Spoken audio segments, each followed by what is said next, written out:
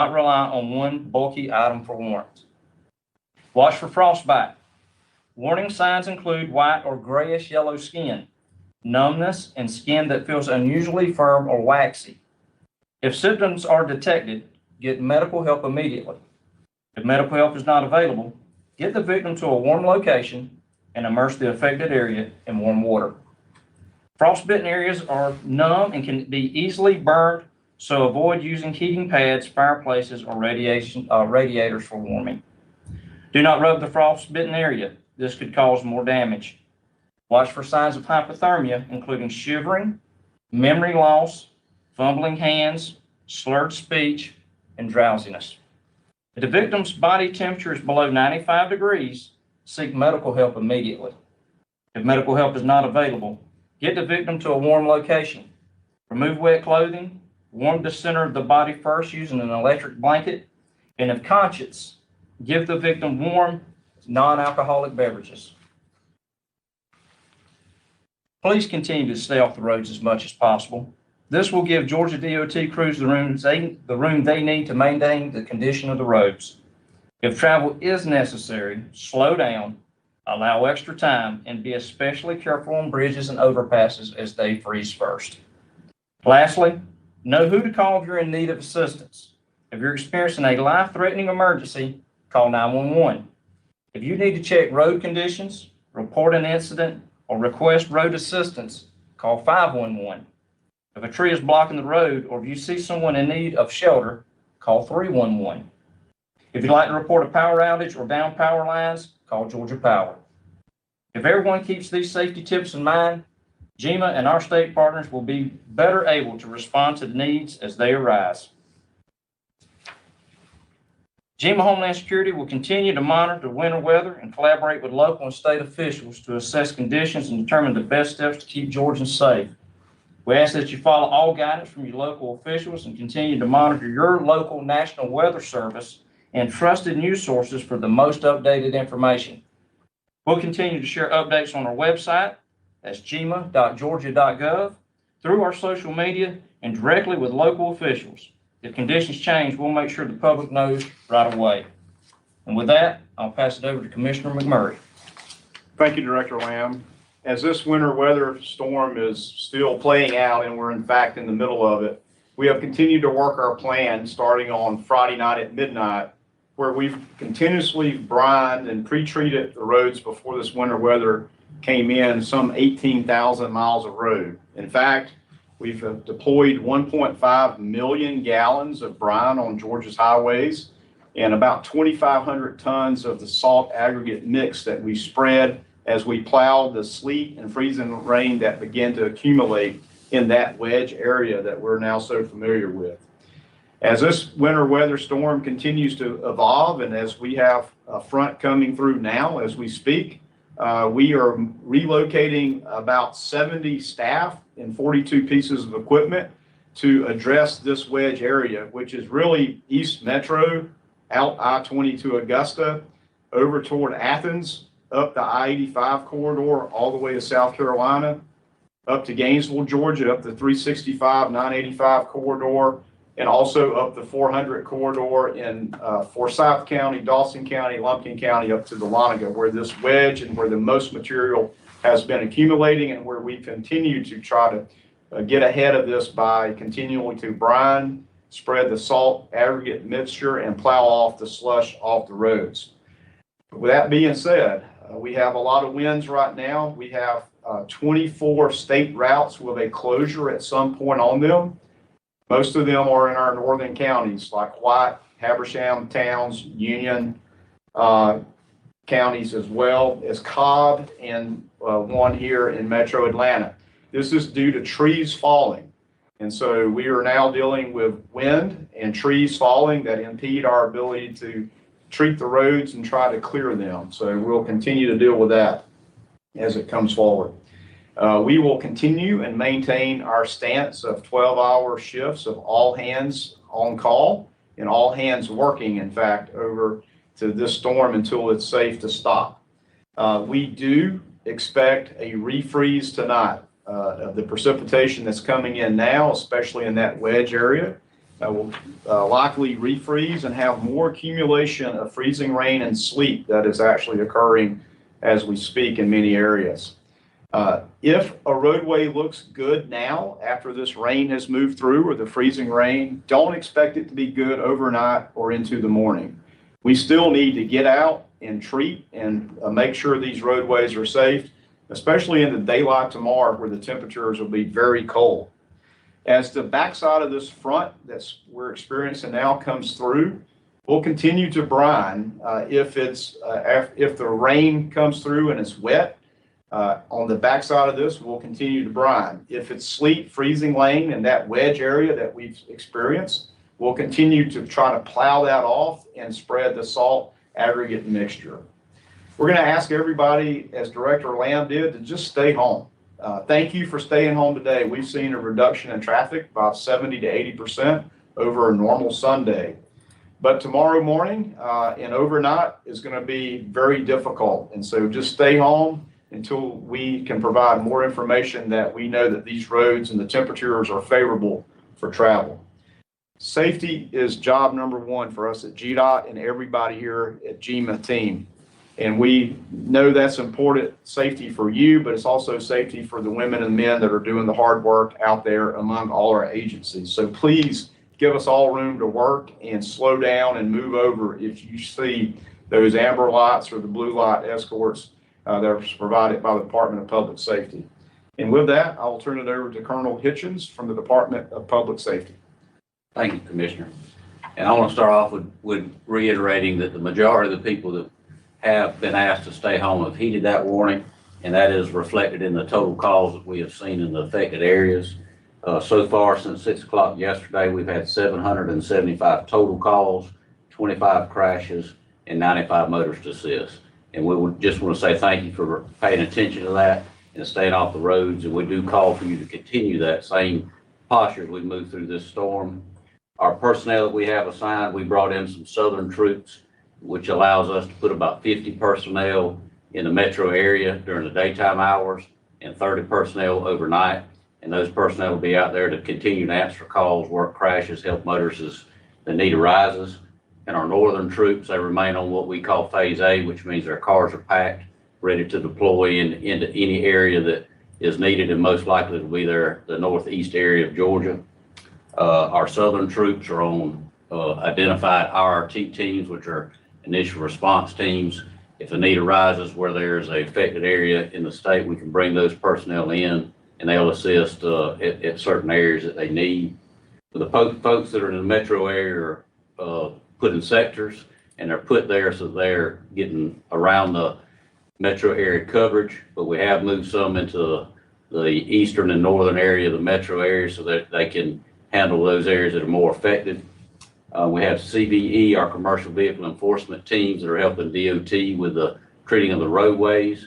We also have them deployed with inside the 285 loop, so that any commercial motor vehicle traffic that comes in has a legitimate need to be on the connector into the metro area. So please, if you are CMV, you don't have legitimate reasons to be on the connector, use 285 bypass if you're supposed to. And one issue we did have a motorist that struck a brine truck last night and then struck one of our CVE officers. So not only did that cause a little time that they were down, they were not able to treat the road, but then we also had to get new vehicles out so we could start retreating the roads. And we ask you, when you see those people, give extra space, let them do their job. And if you must get out on the roads, please drive at appropriate speed. That may not be the speed limit. You may not be able to see the ice. Also, remember, if you're driving on ice, don't use cruise control and add extra space in between your car and the vehicles in front of you and to the side. We ask that you do stay home, give our folks time to do their job, and we just want everybody to be safe. And with that, I'll turn it over to General Wilson. Okay, thank you, Colonel Hitchens. So Governor Kemp has authorized up to 500 National Guardsmen in response to this winter storm. You know, we're a large organization and our response efforts are certainly scalable if need be. Yesterday, we were able to get approximately 120 soldiers, airmen, and volunteers from the State Defense Force pre-positioned into Northeast Georgia ahead of the storm to assist the Department of Forestry the Department of Natural Resources, and our county emergency managers. We've primarily been focusing on clearing roadways for our first responders, as well as power restoration efforts for the power companies in those counties. And we're currently operating in Stevens, Rabun, and White counties as of today. We also have teams standing by to move critical supplies by either ground or air if need be, or to respond to any other unmet needs if they arise. We're also in constant communication with our federal partners in the event that any Title 10 capabilities are required as a result of the storm. It's been a very effective response effort thus far, but as everybody else has said today, it's certainly not over. A lot of hard work remains ahead of all of us. Our soldiers and airmen are proud to be part of the team, and so we're going to be in this thing with you until we're finished. Sir? All right, thank y'all. With that, we'll open it up for a few questions. We'd ask if you have one, please put that into the chat. Our moderator will take it from there.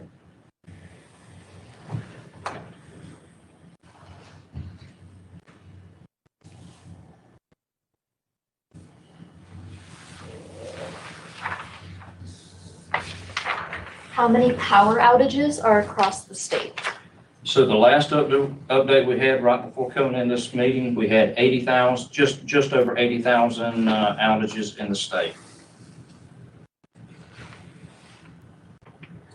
What is your message for people about driving tomorrow, given today's conditions, and where will we see key issues?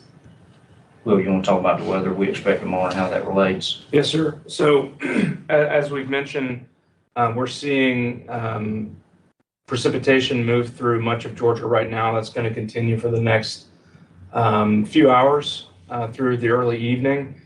Additional freezing rain and sleet in the Wedge area, Northeast Metro, and to the north and east. A lot of the counties that saw sleet and freezing rain this morning are getting another round. Just because you're getting rain right now and not necessarily winter precipitation does not mean you're out of the woods, because with another ½ to inch of rainfall occurring this afternoon, sun goes down, temperatures begin to drop this evening, and any of that moisture that remains on roads by early tomorrow morning is going to refreeze. And so even in areas that didn't or do not end up getting freezing rain or sleet today, this afternoon and evening, you could still see patchy spots of black ice on roadways tomorrow morning.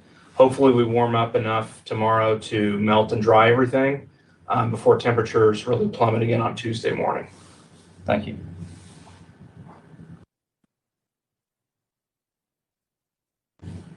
How are you getting crews to the areas with power outages? Well, each place is a little different right now. There may be some areas that we can't get them into, but the conditions dictate who is able to make it where, and we respond accordingly.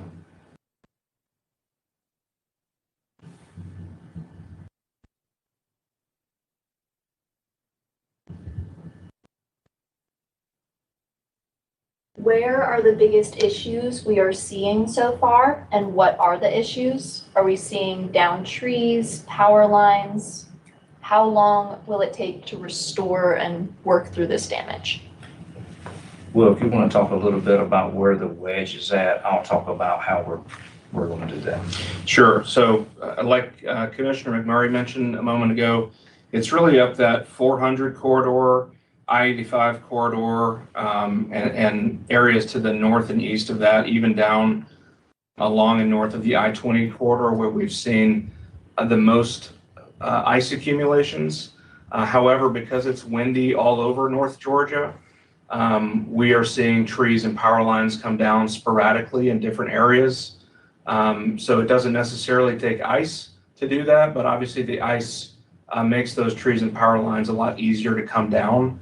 And like the commissioner mentioned as well, in some of the northeastern counties is where we're seeing most of those road closures and most of the road issues. And what I would say too, as far as how we're going to respond to it, again, you have to look back, as you do in any evolving situation or event. We're we're responding, but conditions a lot of times dictate in the manner we can respond. It is continuing to evolve, so how long it's going to take to get to the other side of it is going to depend somewhat on what's left of the storm yet to come through. But we're all working together, coordinating with all of our partners, and we're responding as quickly and as effectively as we can.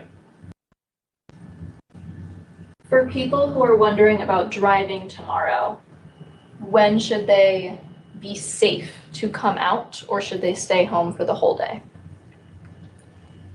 Well, some of that's going to go into what I just talked about again. This storm is still evolving, and some of that's going to rely on the individual in their own individual area, looking at the conditions that exist where they're at and making a responsible decision on whether to get on the roadway or not. What we're telling everybody is it is best to stay off the roadway unless you absolutely have to, but it's going to ultimately come back on the person analyzing the conditions in their area, a lot of that depending on what we have left in this storm, and making that responsible decision, on whether to get out on that roadway. But the best thing to do is stay off of it. What counties have experienced downed trees?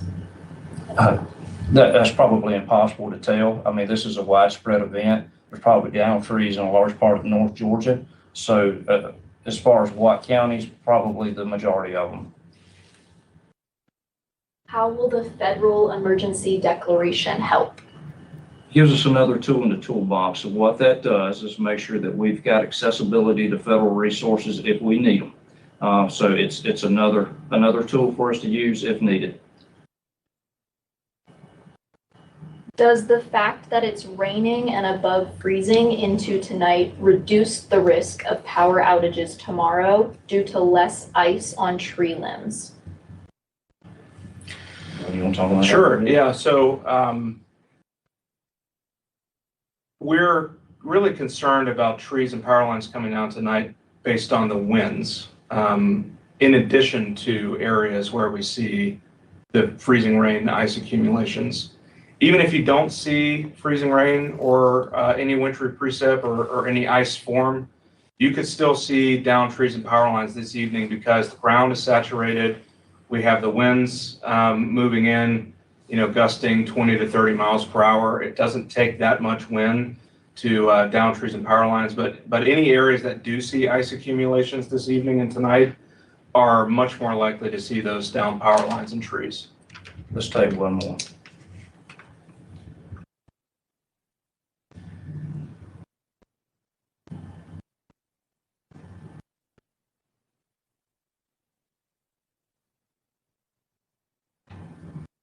Do we have an approximate cost estimate of what this storm will cost Georgia? No, again, this thing is continuing to evolve. We're not through to the other side of it yet. So we don't have a cost estimate on it because we're not through the event yet. And with that, we thank y'all all for joining us online. We will continue to monitor, assess, and respond as needed and as best we can. If our thoughts and prayers are with you, and we'll see you on the other side.